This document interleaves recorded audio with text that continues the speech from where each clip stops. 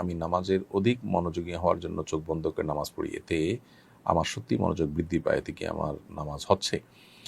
চোখ খুলে সাধারণ অবস্থাতে নামাজ পড়তে হবে, কিন্তু কারোর যদি চোখ বন্ধ করলে নামাজে মনোযোগ বেশি হয় তাহলে সেক্ষেত্রে সেটা করতে পারেন তিনি। তো হারাম মানে কি? নিষিদ্ধ বিষয় বোঝানোর জন্য হারাম শব্দ বলা হয়। আবার শুনি হারাম মাস মসজিদুল হারাম। একটি টেলিভিশন চ্যানেলে এক আলোচক বলেছেন, দুই হারামের উচ্চারণগত পার্থক্য আছে। উচ্চারণগত পার্থক্যটা অর্থসহ বুঝিয়ে বলবেন প্লিজ।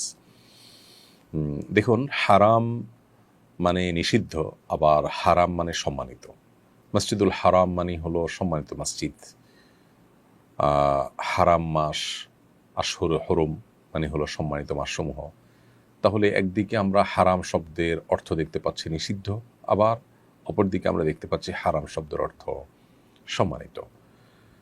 এই দুই হারামের মধ্যে কোনো হা বা যে বর্ণটি আছে, এই হা অক্ষরটির উচ্চারণের মধ্যে কোনো পার্থক্য আছে কিনা, বড় হা ছোট হা এরকম কোনো উচ্চারণের মধ্যে পার্থক্য আছে কিনা। বাংলা যেরকম প এবং ফ, এই দুইটার মধ্যে পার্থক্য আছে।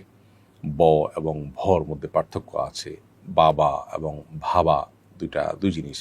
তো এখানে হারাম অর্থ সম্মানিত, আবার হারাম অর্থ নিষিদ্ধ, এই দুইটার মধ্যে হা বর্ণের মধ্যে কোনো পার্থক্য আছে কিনা, বড় হা ছোট হার? উত্তর হলো না, এই বর্ণের মধ্যে কোনো পার্থক্য নেই, দুইটাই বড় হা, অর্থাৎ হারাম। কণ্ঠনালী থেকে যেটিকে আমরা উচ্চারণ করি সেই হাই একটাই হা, বর্ণ একটাই, কিন্তু অর্থ দুইটা। এখন প্রশ্ন হতে পারে যে একই শব্দের বিপরীতমুখী অর্থ কিভাবে হয়, বা দুইটা অর্থ কিভাবে হয়? মূলত এখানে অর্থ একটাই, সেটা হলো হারাম শব্দের অর্থ সম্মানিত। এটা হলো মূল অর্থ। এখন কথা হলো যে তাহলে নিষিদ্ধ কিভাবে হয়? এর উত্তর হলো যে কোনো কাজ বা যে কোনো বিষয় যখন নিষিদ্ধ মনে করা হয়, সে নিষিদ্ধ মনে করা হয় এই জন্য যে যিনি এটাকে নিষেধ করেছেন তার সম্মানের কারণে। তিনি সম্মানীয় ব্যক্তি বা সত্তা হওয়ার কারণে তার নিষেধকে নিষিদ্ধ মনে করে সেটাকে মেনটেন করা হয়, সেটার উপরে আমল করা হয়। অর্থাৎ নিষিদ্ধ বিষয়, নিষিদ্ধ কাজ, এটাকে মেনটেন করাটা নিষেধাজ্ঞা আরোপকারী ব্যক্তির সম্মানার্থেই হয়। সেজন্য ওই নিষিদ্ধ বিষয়কেও হারাম বলা হয়। অর্থাৎ নিষিদ্ধটা এটা একটা রেসপেক্টের জায়গা থেকে নিষিদ্ধ মনে করা হয়। ধরুন, কেউ একজন আপনাকে বলল এটা নিষেধ, যে বলেছে তার আসলে নিষেধাজ্ঞাকে আপনি কোনোভাবেই আমল নিতে রাজি নন, বা আমল নেওয়ার মধ্যে কোনো ব্যক্তি নন। ধরুন, রাস্তার উপর হঠাৎ করে কেউ একদিন এসে বললো যে আজ থেকে এটা নিষেধ, এটা দেশে করা যাবে না।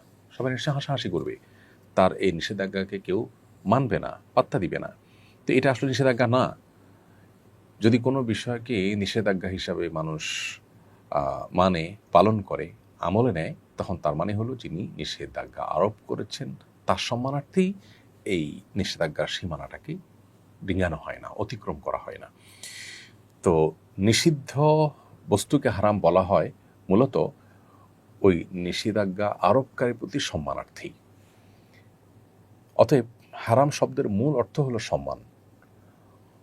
মসজিদে হারাম সম্মানিত মসজিদ। হারাম কাজ মানে নিষিদ্ধ কাজ। এই যে নিষিদ্ধ কাজকে হারাম কাজ বলা হচ্ছে, সেটা কেন? কারণ হলো এটা হলো যে নিষেধাজ্ঞা আরোপ করেছেন তার প্রতি সম্মানার্থে, তার প্রতি রেসপেক্ট থাকার কারণেই এটাকে নিষিদ্ধ করা হচ্ছে, যেটা করা যাবে না, এটা নিষেধ করেছেন আল্লাহ রাব্বুল আলামিন, বিধায় এটা হারাম। এই যে আল্লাহর প্রতি রেসপেক্ট থেকে যেটা করা হচ্ছে না, সেটাকেই হারাম বলা হচ্ছে। নিষিদ্ধ বলা হলেও সেটাও মূলত সম্মান প্রদর্শনের খাতিরেই কিন্তু আমরা মেনটেন করে চলেছি, সে অর্থেও এটাকে নিষিদ্ধ করা হচ্ছে। অর্থাৎ এখানে নিষিদ্ধ হলেও সেখানে সম্মান প্রদর্শনের একটা দিক আছে, সে অর্থে বা সেই দিক থেকেই কিন্তু সেটাকে হারাম বলা হয়।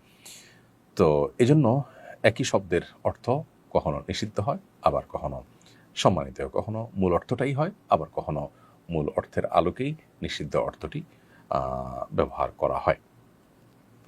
এর বাইরে ছোট হা দিয়ে যে হারাম হয়, যেটাকে হাউয়াজ বলা হয়, বা ছোট হা আমরা যেটাকে বলি, সেই ছোট হা দিয়ে হারাম যেটাকে বলা হয় সেটা হলো অনেক অর্থই হয়। তোমাদের থেকে একটা অর্থ হলো ত্রিভুজ টাইপের আপনার বড় কোনো প্রাসাদ ভবন, ভবনের নকশা, এগুলোকে হারাম বলা হয়। আর এর বাইরে আল হারাম এ শব্দটি হাদিসে এসেছে বার্ধক্যজনিত যে কষ্ট বা মানুষের বয়োবৃদ্ধ হওয়ার যে অবস্থা, সেটাকে হারাম বোঝা হয়। নবী করিম সাল্লাল্লাহু আলাইহি সাল্লাম আল্লাহর কাছে দোয়া করতেন, আল্লাহুম্মা ইন্নী আউযু বিকা মিনাল কাসাল, আল্লাহ আপনার কাছে আমি অলসতা থেকে পানা চাই।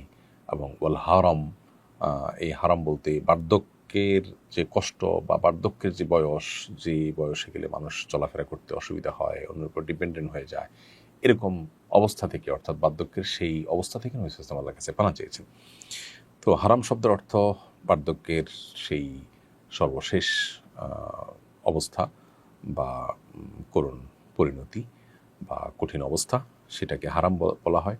আবার হারাম শব্দের আরও অন্যান্য অর্থও আছে, কিন্তু হারাম শব্দটি সম্মানিত, এটি হলো মূল অর্থ, এবং নিষেধাজ্ঞার অর্থ বোঝানো হয় বা নিষেধাজ্ঞার অর্থে ব্যবহার করা হয়।